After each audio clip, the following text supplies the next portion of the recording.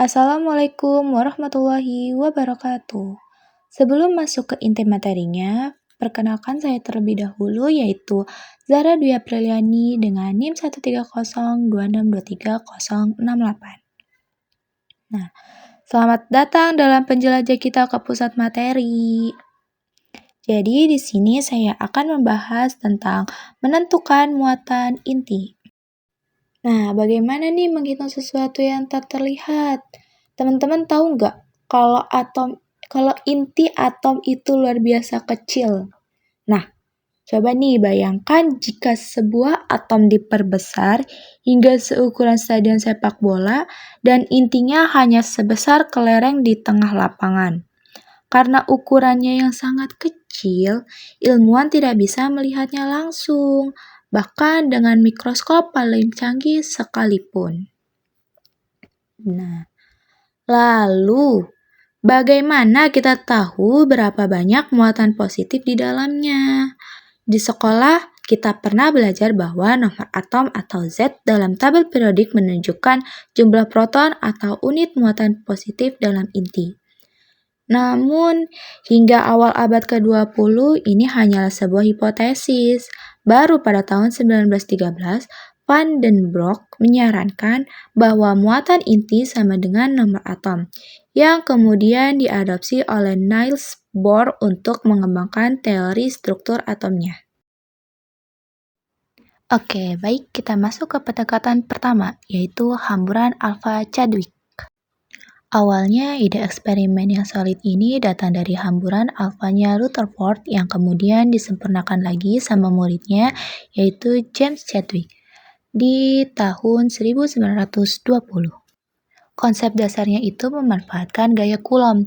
Jadi kalau Anda menembakkan partikel alfa yang bermuatan positif ke sebuah lempeng logam tipis inti atau logam yang positif, juga pasti bakal menolak partikel itu. Rumusnya menunjukkan dengan cantik banget kalau fraksi partikel alfa yang terpental pada sudut tertentu itu berbanding lurus sama kuadrat dari muatan inti targetnya. Jadi intinya sih makin besar muatan inti logamnya, tolakan kolomnya makin brutal dan makin banyak partikel yang terpental. Jadi dengan menghitung partikel yang mantul ini, kita bisa ngitung bagian besar itu. Isi atom itu cuma ruang kosong. Partikel alfa tuh banyak bablas saja. Jarang banget ada yang beneran nabrak dan terpental pada sudut yang pas. Tapi Chadwick pinter banget, alih-alih pakai lempeng biasa. Dia bikin lempeng logamnya berbentuk cincin atau annular foil. Terus dia pasang semacam pelindung dari timbal buat ngalangin sinar alfa yang lurus biar nggak langsung kena detektor. Dan langsung kita yang kedua, yaitu validasi posisi elemen di tabel periodik. Eksperimen Chadwick ini benar-benar butuh kesabaran banget. Dia harus ngitungin kilat cahaya satu-satu di ruang gelap gulita. Tapi lihat deh hasilnya, benar-benar mind-blowing. Buat unsur tembaga, Chadwick dapat estimasi Z di angka 29,3. Nilai asli tembaga di tabel periodik 29, terus perak dia dapat 46,3 dan nilai aslinya 47. Emas dapat 77,4 dari nilai aslinya 79.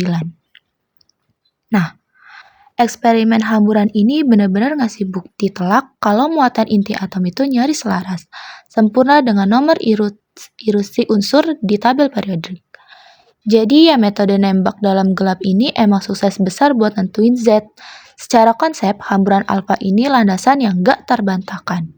Tapi jujur aja, metode ini nggak praktis sama sekali. Nah, dan di sini kita masuk ke bab baru, yaitu solusi elegan lewat metode sinar X dari H.G. Moseley. Ini dia klimaks dari teka-teki sejarah kita. Tahun 1913, ada ilmuwan muda jenius banget namanya H.G. Moseley. Daripada repot-repot nembakin inti atom secara langsung, dia milih jalan memutar.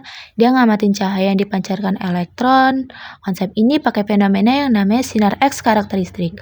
Gampangnya gini, kalau kita nembak sebuah atom pakai elektron berenergi tinggi, tembakan ini bisa nendang keluar salah satu elektron di lapisan terdalam atom itu. Nah, alam semesta kan gak suka ada ruang kosong. Jadi elektron dari lapisan luar bakal langsung loncat turun buat ngisi lubang tadi. Pas elektron ini turun, dia ngebuang sisa sisa energi dalam bentuk foton sinar X. Uniknya sinar X yang keluar ini benar-benar jadi semacam sidik jari khas buat tiap-tiap elemen. Moseley kemudian neliti spektrum sinar X ini di berbagai elemen. Dia nemuin sebuah pola yang cakep banget yang sekarang kita sebut hukum Moseley. Persamaannya nunjukin kalau akar kuadrat dari frekuensi sinar X yang terpancar itu ternyata banding lurus sama nomor atomnya. Persamaan ini mutlak gak bisa didebat. Ini bukti matematis nyata bahwa cahaya yang dipancarin sama pinggiran atom itu terkoneksi langsung dengan apa yang ada di pusat inti atomnya. Kita beda dikit ya variabelnya biar makin kebayang. Simbol Nu di sini mewakili frekuensi sinar X, terus Z itu nomor atom yang tadi kita obrolin, variabel A itu cuma konstanta kesebandingan biasa. Pas satu elektron terdalam ketendang keluar, kan masih ada satu elektron lain tuh yang nemenin di sana. Elektron sisa inilah yang bertugas dari perisai, nutupin tarikan penuh dari inti atom buat elektron luar yang lagi mau turun tadi. Jadi muatan tarikan dirasain elektron luar itu bukan Z full, melainkan kira-kira Z dikurang 1. Nah, kenapa metode sinar X ini bisa seakurat itu, sampai-sampai nggak ada celah sama sekali? Awalnya kan Moseley ini cuma hasil murni eksperimen di laboratorium aja, nggak ada dasar teorinya. Tapi validasinya datang dari teori atom Bohr yang lagi hangat-hangatnya waktu itu. Model Bohr bilang kalau elektron punya orbit energi yang pasti, waktu transisi energi dari kulit luar ke kulit terdalam, ini dihitung pakai rumusnya Bohr. Hasilnya benar-benar klop sempurna memprediksikan frekuensi sinar X yang diamati Moseley. Bahkan teori Bohr bisa ngejelasin persis nilai konstanta A-nya Moseley. Kecocokan antara eksperimen murni Moseley dan hitungan di atas kertasnya Bohr ini ngebuktiin 100% kalau frekuensi sinar X ini memang ditakdirkan mutlak sama nilai Z. Dampak dari temuan elegan Moseley ini tuh benar-benar berubah. Lewat sinar X, dia ubah nggak perlu tebak-tebak lagi. Dia bisa menempati nilai Z yang mutlak buat dia muncul kimia. Dia bahkan sampai ngoreksi tabel periodik buatan Mendeleev yang dulu disusun ngurutin massa atom, jadi diurutin pakai nomor atom. Dan karena pola matematisnya ini bentuknya garis lurus yang rapi banget, Moseley itu sampai bisa nunjukin grafiknya terus dia bilang, kita punya celah kosong nih di Z sama dengan 43, 61, 72, dan 75. Dan di dekade berikutnya, unsur-unsur yang diprediksi itu beneran ditemuin persis di posisi itu. Ini semua ngebawa kita ke sebuah pemahaman baru soal identitas asli dari sebuah elemen. Kalau kita lihat mundur, perjalanannya panjang juga. Dari eksperimen tumbukan Rutherford ke Chadwick yang uras tenaga, sampai akhirnya nemu simfoni cahaya super akuratnya Moseley. Penemuan muatan inti ini sukses nulis ulang buku kimia kita. Zaman Mendeleev, ilmuwan mikir kalau masalah yang bikin satu elemen itu unik. Tapi begitu mereka kena isotop, asumsi itu runtuh. Karbon bisa punya massa beda-beda, tetapi dia tetap karbon. Kenapa? Ya karena Z-nya sama. Berkat dedikasi orang-orang kayak Rutherford, Chadwick, dan puncaknya Moseley, tabel periode modern kita sekarang berdiri di atas sebuah fondasi yang nggak bisa digoyang. Bahwa jati diri absolut sebuah elemen murni cuma ditentukan sama satu hal, jumlah proton di dalam intinya, sebagai penutup eksplorasi kita kali ini. Nah, sebagai untuk lebih mengerti lagi, coba kita bahas di kasus selanjutnya, yaitu contoh kasusnya.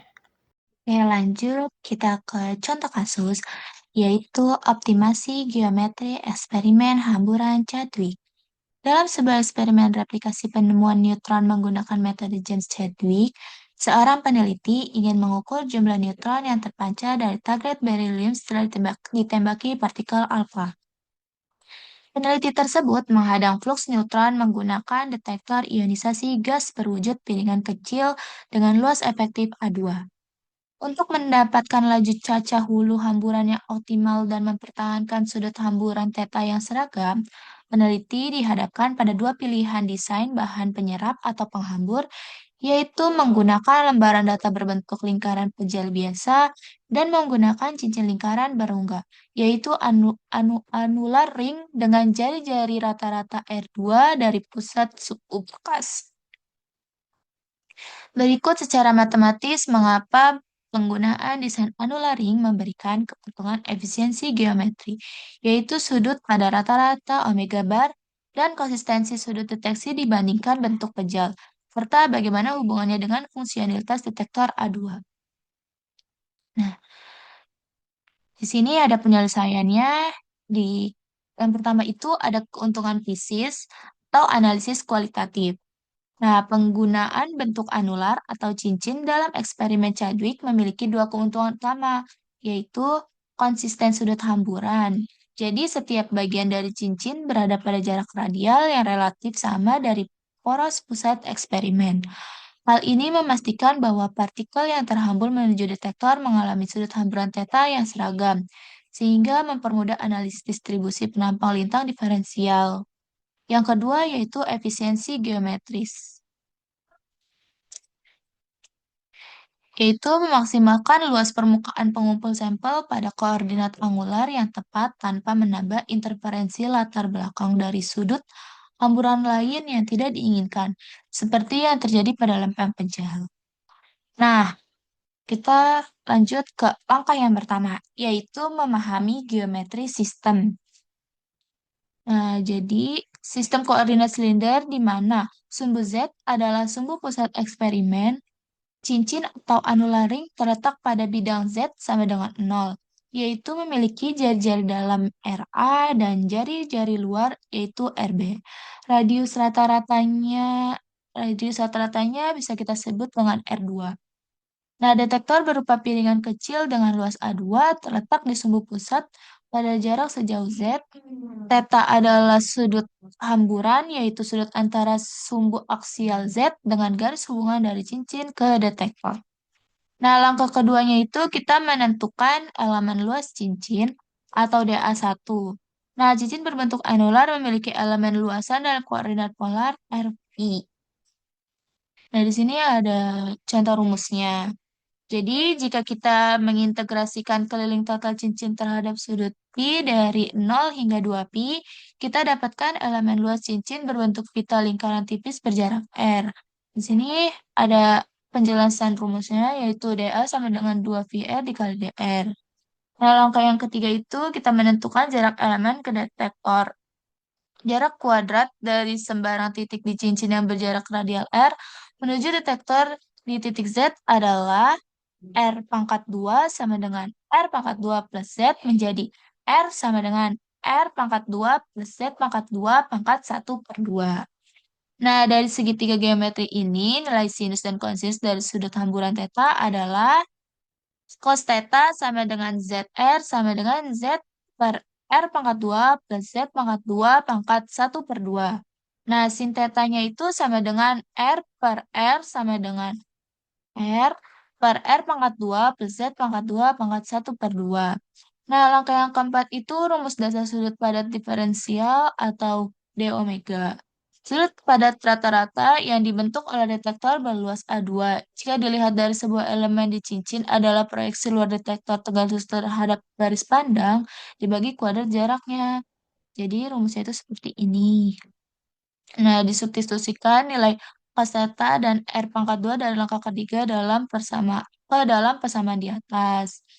Seperti ini. Selanjutnya, langkah kelima yaitu integrasi total sudut pada rata-rata. Nah, untuk menemukan total kontribusi sudut padat dari seluruh bagian cincin anular atau dari batas jari-jari dalam RA hingga jari-jari luar RB, kita harus menghitung nilai rata-rata integralnya terhadap total luas cincin, yaitu A cincin sama dengan Pi RB pangkat 2 min RA pangkat 2. Nah, di sini ada rumusnya. Seperti ini kerjaan rumus-rumusnya. Selanjutnya, untuk langkah keenam yaitu menyelesaikan integral dengan substitusi. Misalkan U sama dengan R2 plus Z2 menjadi DU, 2RDR menjadi RDR sama dengan DU pangkat 2. Lalu diubah batas integralnya menjadi seperti ini, lalu masukkan substitusi sebut ke dalam integralnya seperti ini. Nah, hasil eksak atau persamaan eksaknya itu substitusikan kembali hasil integral yang di atas yang ini ke persamaan di langkah 5. Ya kan? Nah, jadi itu hasilnya seperti ini, yaitu omega bar sama dengan 2A2Z per RB pangkat 2 min RA pangkat 2. dikali 1/akar R2 pangkat 2 plus Z pangkat 2 minus 1/akar RB pangkat 2 plus Z pangkat 2. Nah, mengapa ini menjelaskan keuntungan cincin anular? Yaitu jika kita menjabarkan hasil akhir ini menggunakan direct Taylor dengan asumsi cincin itu tipis, persamaan rumit di atas akan menyusut kembali menjadi persamaan aproksimasi, yaitu seperti ini, di mana omega bar sama dengan A2 dikali cos theta per R2 pangkat 2 plus Z pangkat 2. Nah, kesimpulan analisisnya itu yaitu sifat matematika dari integral ini menunjukkan bahwa nilai sudut padat omega bar hanya bergantung pada satu variabel radius tunggal R2. Jika Chadwick menggunakan lempeng kejal di mana R2 sama dengan 0, maka suku pertama di dalam kurung menjadi 1 per Z. Hal ini mengakibatkan variasi sudut theta menjadi sangat lebar dari 0 derajat hingga sudut maksimumnya. Dengan membuang bagian tengah lingkaran atau menjadi cincin, Chadwick berhasil mengeliminasi latar belakang sudut 0 derajat atau berkas lurus terhambur dan mengisolasi hanya sudut hamburan spesifik theta yang ingin diteliti.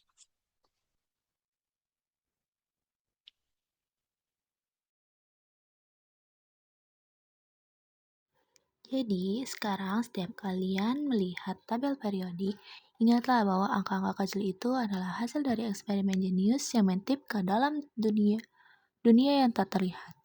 Terima kasih telah menonton dan sampai jumpa di petualangan sains berikutnya.